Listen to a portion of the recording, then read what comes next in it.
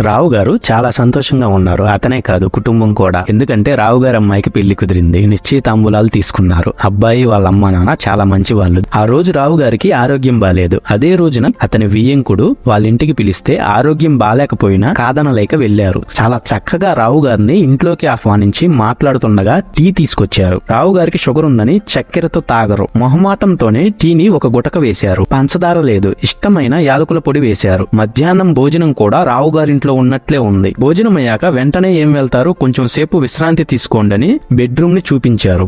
బయలుదేరే ముందు రావు గారు ఉండలేక అడిగారు, నేనేం తింటాను, ఏం తాగుతాను, నా ఆరోగ్యానికి ఏది మంచిది, ఇవన్నీ మీకెలా తెలుసంటే అబ్బాయి వాళ్ళ అమ్మ చెప్పింది. నిన్న రాత్రి మీ అమ్మాయి ఫోన్ చేసి మీ గురించి అన్నీ చెప్పింది. రావు గారు ఇంటికొచ్చి వాళ్ళ భార్యతో, పార్వతి మా అమ్మ చనిపోలేదే, నా కూతురి రూపంలో ఉంది అని జరిగింది చెప్పారు. ఆడపిల్ల ఇల్లు వదిలి వెళ్తుంది అనుకుంటాం, కానీ తల్లిదండ్రుల హృదయాల్లోనే ఉంటుంది.